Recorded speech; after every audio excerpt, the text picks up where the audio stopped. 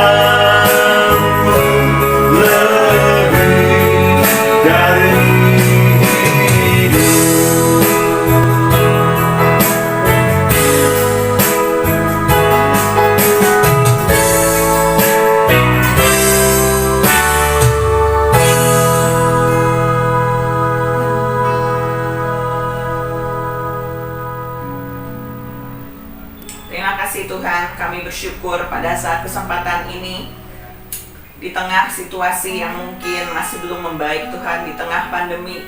Tetapi Tuhan Yesus, kami boleh senantiasa dikuatkan lewat firman-firman Tuhan. Dan biarlah pujian yang kami naikkan juga itu dapat terus menumbuhkan rasa cinta kami juga kepada Tuhan, untuk kami bisa terus menyembah Engkau Tuhan Yesus.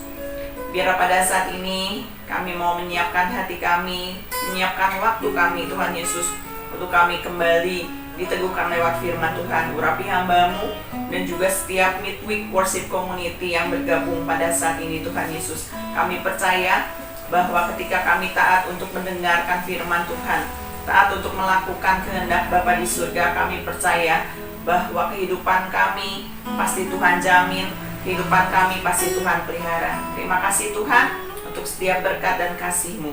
Di dalam nama Tuhan Yesus kami berdoa dan bersyukur. Haleluya. Amin. Amin. Haleluya. Saudaraku, Midweek Worship Community dimanapun Anda berada, ya, hari ini kita akan mendapatkan berkat lewat firman Tuhan yang akan disampaikan oleh pembina rohani Lemdiklat Polri Secapa Sukabumi, AKBP Rudy. Enjoy His Word. Shalom. Puji Tuhan.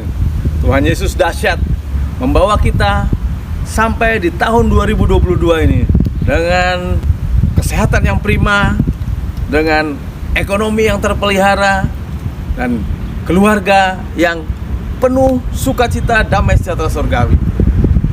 Puji Tuhan Bapak Ibu sekalian, walaupun dunia terguncangkan, bukan hanya pribadi-pribadi manusia, bukan hanya kota-kota, bahkan kota Sukabumi sempat tergoncangkan, dan Indonesia terguncang. Pemerintah sudah menggulirkan triliunan rupiah untuk menanggulangi yang namanya COVID-19. Bahkan dunia terguncangkan, saudara. Tapi kita anak-anak Tuhan, Tuhan katakan, diberkatilah orang yang mengandalkan Tuhan. Mari kita baca sama-sama di dalam Yeremia pasal 17 ayat 7 dan 8. Diberkatilah orang yang mengandalkan Tuhan, yang menaruh harapannya pada Tuhan. Ia akan seperti pohon yang ditanam di tepi air, yang merambatkan akar-akarnya di tepi batang air, dan yang tidak mengalami datangnya panas terik, yang daunnya tetap hijau, yang tidak khawatir dalam tahun kering, dan yang tidak berhenti menghasilkan buah. Mari saudara, sebagaimana firman Tuhan tadi katakan, diberkatilah orang yang mengandalkan Tuhan. Saya mau bersaksi tentang bagaimana saya mengalami suatu pengharapan yang besar dalam situasi yang tidak masuk akal, saudara. Perkenalkan, saya AKBP Tafilus Rudy Suprapto. Saya bertugas di Setukpa. Saya lulusan Akabri tahun 90.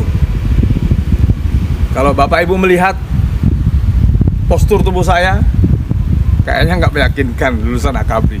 Tapi saudara, di dalam Tuhan tidak ada yang mustahil bagi orang percaya. Amin. Awalnya saya tahun 1986 saya lulus SMA. Pada saat itu ada pendaftaran Satpam di Telkom, dan saya dengan teman-teman lulusan SMA tahun itu beramai-ramai mendaftar, antri. Dan ketika giliran saya mendekati meja pendaftaran, petugasnya bertanya, "Kamu mendaftar juga?" "Ya," saya bilang itu. Nggak usah daftar." Kenapa saudara? Karena badan saya terlalu kecil, pendek, kurus, sehingga di mata manusia tidak cocok untuk jadi satpam. Tapi saudara tahu, di mata Tuhan saya lebih cocok jadi akabri. Dan itu terbukti, saudara. Tahun 1987, ketika saat kami mahasiswa dalam persekutuan doa, hamba Tuhan yang membimbing kami berkata kepada saya, Tok. Nah, saya dipanggil Tok karena nama saya Suprapto belakangnya. Saya dipanggil Tok. Tok, kamu daftar Akabri. Ini suatu perintah yang sangat mengagetkan, dan bukan hanya mengagetkan, menyinggung perasaan saya. Tahu kenapa, saudara? Anda bisa bayangkan postur tubuh seorang Akabri. Dan saya membantah. Saya katakan, Pak, Bapak jangan menghina dong. Kalau bercanda ya bercanda, tapi jangan kebangetan. Dia bilang gitu. Loh, kenapa emang? Bapak kan tahu saya daftar satpam gak diterima. Kok Bapak suruh daftar Akabri? Persyaratan menjadi bintara saja saya tidak cukup. Tinggi saya nggak sampai 160, berat badan saya nggak sampai 50 kg. Tapi Bapak itu katakan gini, ini perintah Tuhan. Kamu mau dengar perintah Tuhan atau tidak? Dan saudara tahu, waktu itu saya baru belajar mengenal Tuhan lebih dalam. Karena saya bertobat kenal Kristus tahun 1983. Setelah saya kenal, saya belajar, saya mengikuti persekutuan-persekutuan doa. Kemudian tahun 1985 saya dibaptis. Di situ saya semakin getol ikut persekutuan doa. Nah, saudara, ini adalah tantangan yang sangat nyata dalam kehidupan saya. Kenapa, saudara?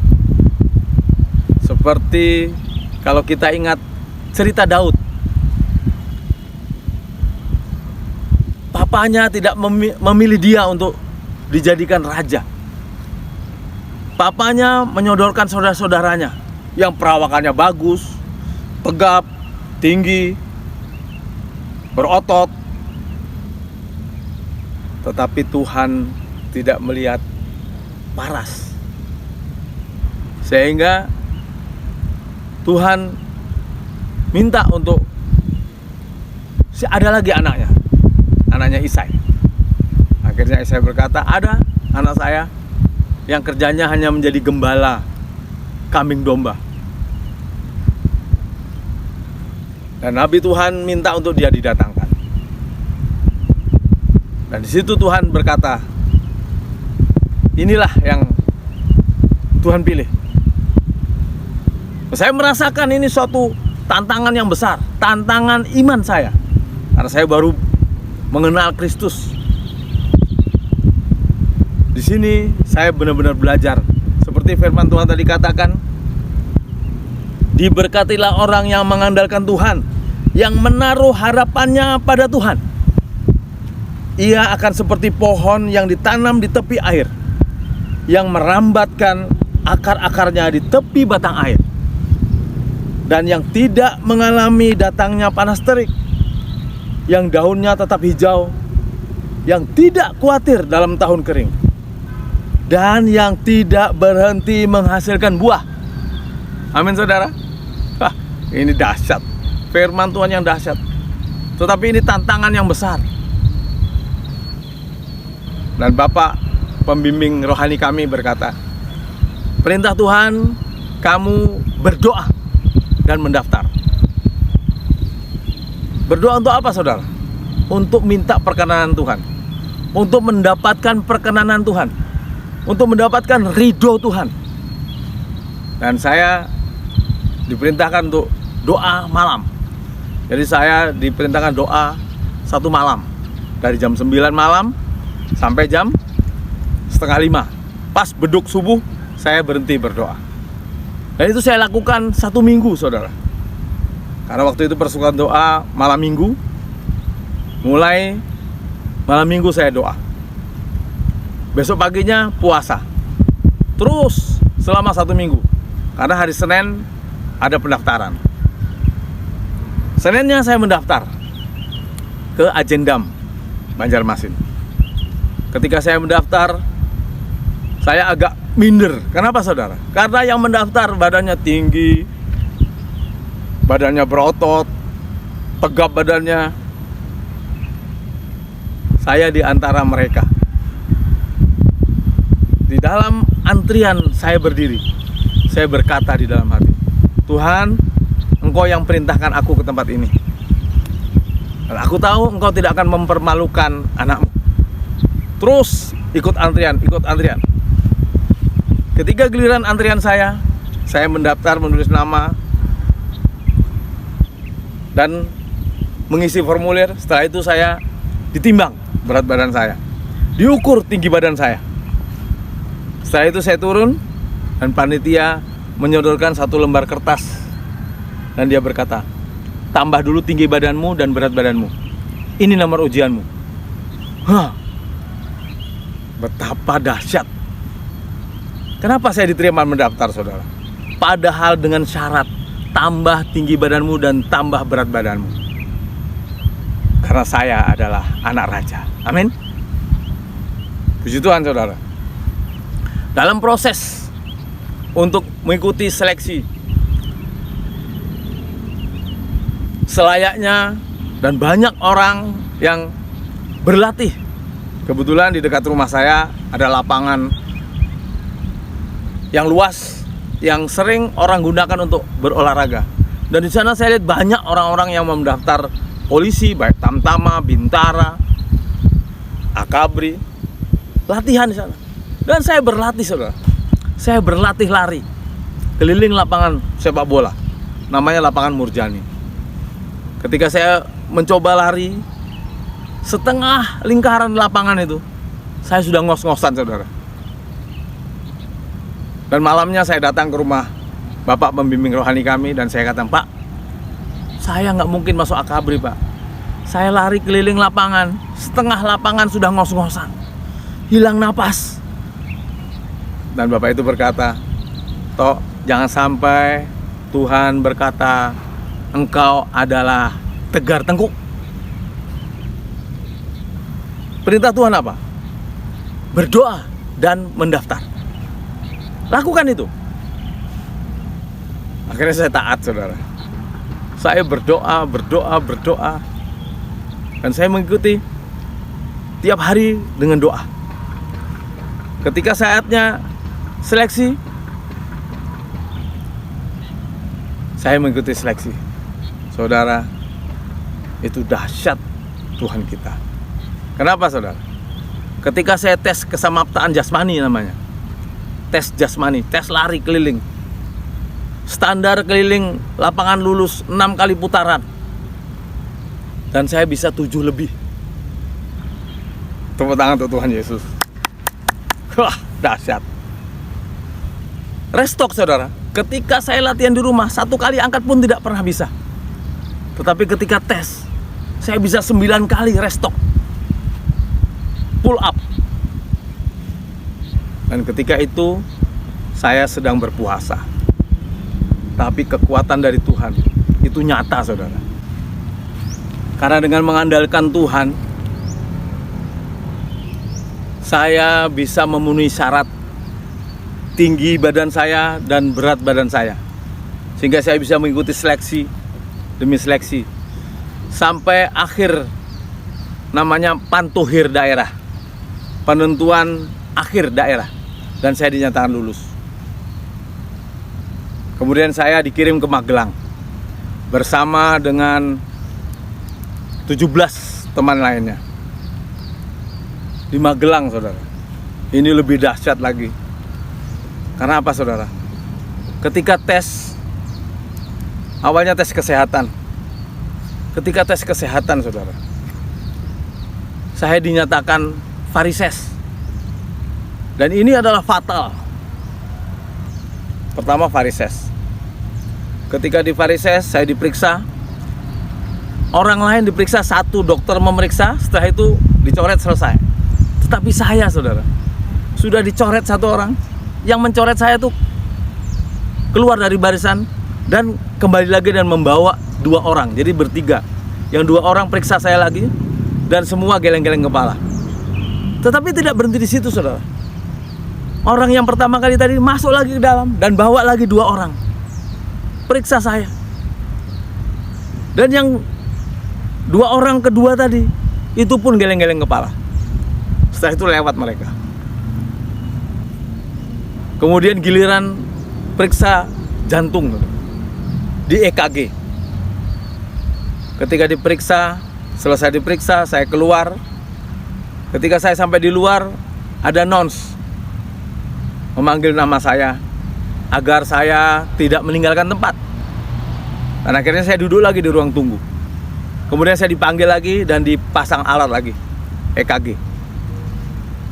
Setelah diperiksa, setelah dites, deteksi, kemudian saya keluar lagi. Ketika saya sampai di ruang tunggu, ada announce lagi bahwa saya tidak boleh meninggalkan tempat. Kemudian saya dipanggil lagi dan saya masuk lagi, diperiksa lagi. Ketiga kalinya saya diperiksa. Dan setelah itu selesai, saya disuruh keluar. Saya tunggu dulu, dok, saya mau lihat hasilnya. Begitu dia periksa lagi,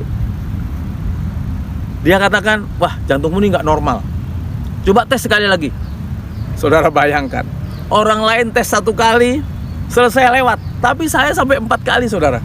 Yang keempat diperiksa, saya tunggu lagi hasilnya, dan dokter katakan, wah, jantungmu memang bermasalah. Saudara, 2 hal yang fatal, varises dan jantung, itu masuk tamtama saja sudah lewat. Tetapi saya, saudara, masih ada di sana. Ketika pulang, karena sudah malam, pulang, saya langsung masuk kamar. Di tempat tidur saya naik, kebetulan saya dapat jatah tempat tidur di ranjang yang di atas, sehingga saya di atas, saya tidak tidur, saudara.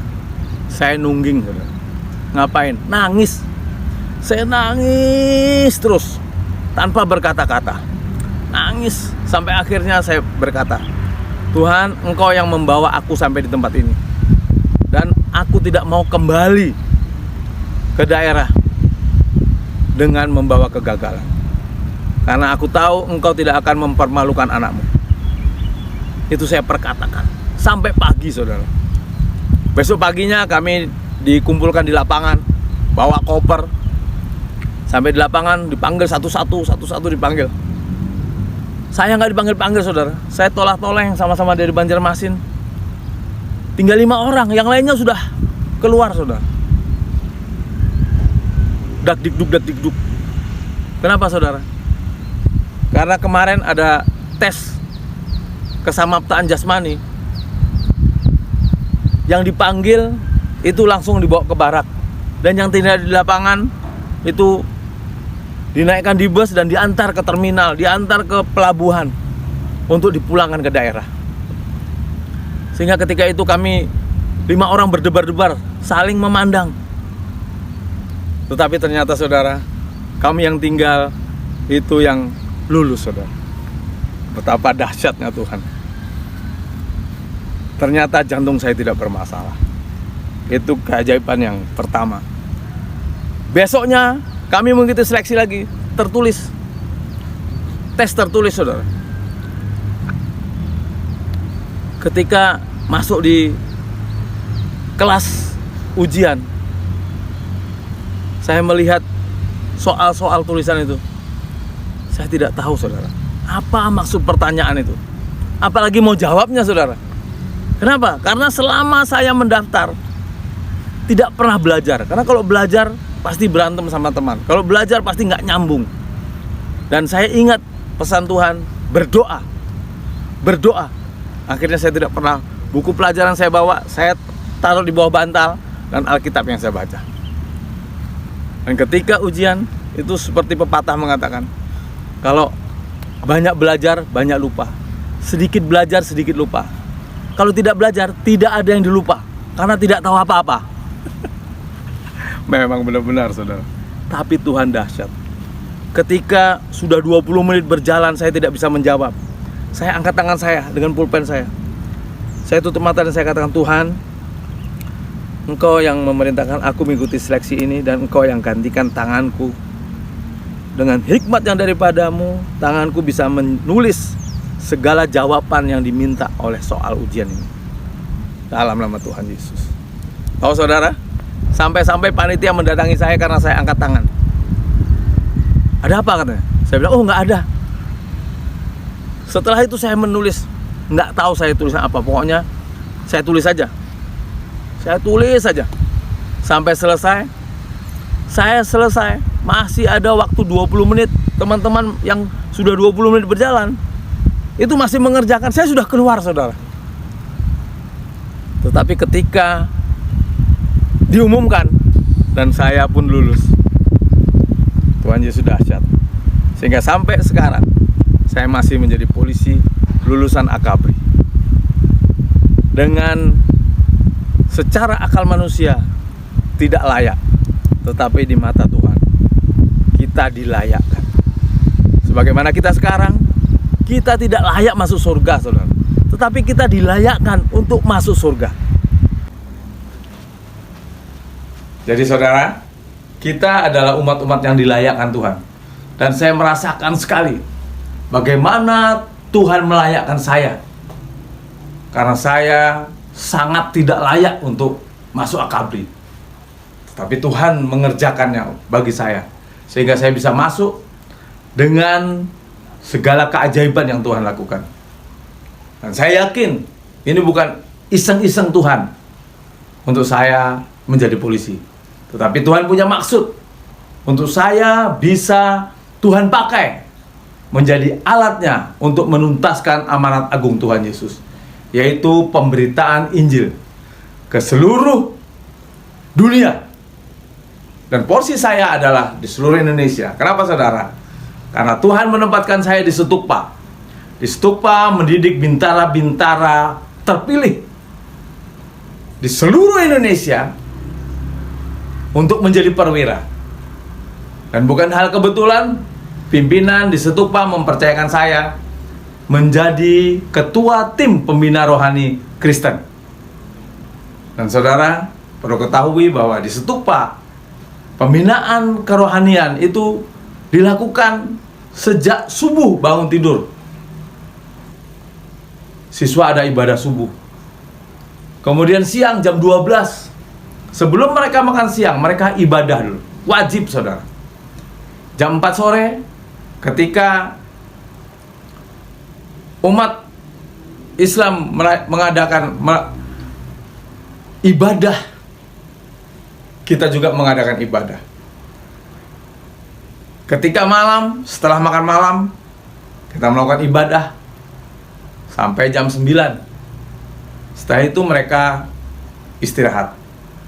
Nah, saudara, disinilah kesempatan yang Tuhan berikan kepada saya menjadi alatnya untuk memberitakan kabar keselamatan yang Tuhan Yesus sudah kerjakan. Puji Tuhan juga, saudara, ketika saya ada di Stupa dari tahun 2006, semakin tahun setiap angkatan semakin bertambah sampai 200 orang lebih yang Kristen, saudara. Dan saya yakin setiap benih firman Tuhan yang kami sampaikan dalam pembinaan rohani itu tidak akan pernah kembali dengan sia-sia. Mereka akan membawa ke setiap daerah untuk menerobos menjadi perwira-perwiranya Allah. Puji Tuhan. Ketika kita mengandalkan Tuhan, tidak ada yang mustahil bagi setiap kita orang percaya. Terima kasih Bapa di surga atas segala kasih-Mu. Terima kasih juga Bapa, Engkau menjadi andalan kami. Engkaulah kota benteng kami, perlindungan kami, kekuatan kami. Terima kasih Bapa, kami mengucap syukur di dalam nama Tuhan Yesus. Haleluya. Amin. Shalom.